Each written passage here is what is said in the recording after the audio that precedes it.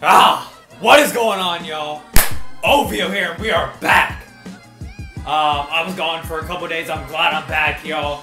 Finally back home, giving y'all some content. We have a lot to talk about, so let's go over all my notes for the videos. I probably have about 5 dropping between now and the next 24 hours while you're watching this, so be prepared for a lot of content. This is NBA free agency week number 1. A lot of things went down last night, and probably one of the 3 biggest stories was, of course, Chris Paul re-signing with the Houston Rockets. There were a lot of rumors out there that there's tension between the Rockets front office and Chris Paul. He might go to the Lakers with LeBron. He might go to the Cavs with LeBron. But at the end of the day, he signs a 4-year contract worth $160 million. So in his 4th year, when he will be 37, 38, he will be making $43 million more than James Harden. I forget how it works exactly, but each year with the new CBA agreement, contracts go up by a certain percentage, especially for a 4-year deal. So yeah, a lot of people were shocked by this, especially with Chris Paul's age, especially with being out for the last 2 games of the conference finals, having a history of injuries. A lot of people thought they might get a smaller deal, especially if they try and go out and get LeBron. But he did get 4 years, $160 million. Personally, I think this is a great move for Chris Paul. Of course, I want him to play with LeBron, but at the end of the day, why would you leave what you have right now?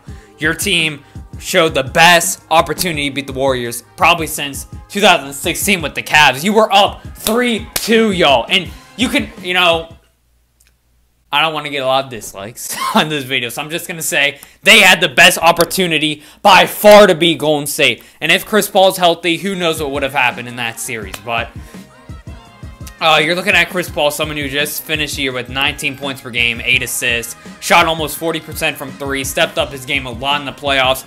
If you just look at the playoffs, you could honestly say he could have been the most valuable player on that team. There were nights where he outperformed James Harden. There were nights when you said, shoot, he's the best player on the floor, and I'm including the games against Golden State. So he is a superstar in his own. He is probably a top 10 player. I don't know where to rank him. I wouldn't put him in the top 5. Maybe number 9, number 8, somewhere around that. But he really, as a team as a whole, exceeded expectations their first year together. And I told a lot of my friends this, that I feel with the chemistry that they'll just get better at. Hopefully they can keep Clint Capella. That's for another video. He just met with the Lakers today. But they can keep Clint Capella. If they can keep PJ Tucker, they already lost Ariza. But if they could also keep Gerald Green, Eric Gordon, really that whole bench unit, same with Nene, they could honestly win somewhere around 70 games next year, y'all. And I'm not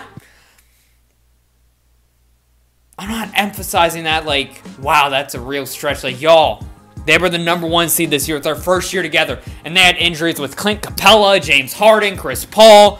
So they could do some damage next year, y'all. I still think we were spoiled of seeing that great of a series, but we didn't get to see the best of it, y'all, between them and Golden State. Who knows if they can come back, if they can get a good wing defender like Trevor Ariza for a smaller value. He got $15 million for his 1-year deal for the Suns. But they can get a Trevor Ariza-like player. I can't think of one on the top of my head, but if they can get someone like that, y'all, they might be Golden State. But I'm not really sure. Definitely, as of right now, as I'm looking at the landscape of the league, they showed the best competition for Golden State. Maybe them and Boston are right next to each other, but as of right now, I got Houston. But let me know what you guys think down below. Do you think Chris Paul is worth this 4-year, $160 million contract? I'm kind of skeptical due to his injury history in the playoffs the past couple seasons, and that he's getting up there in age. But if you just look at last year in the regular season and throughout almost the entire playoffs, he does not look like he's slowing down at all. Let me know what you guys think down below. Make sure to leave a like. Subscribe if you guys are new. Thank you so much for 1,400 subs. We're getting our way to 2,000 sooner or later. But with that being said, this is OVO signing out. Yay.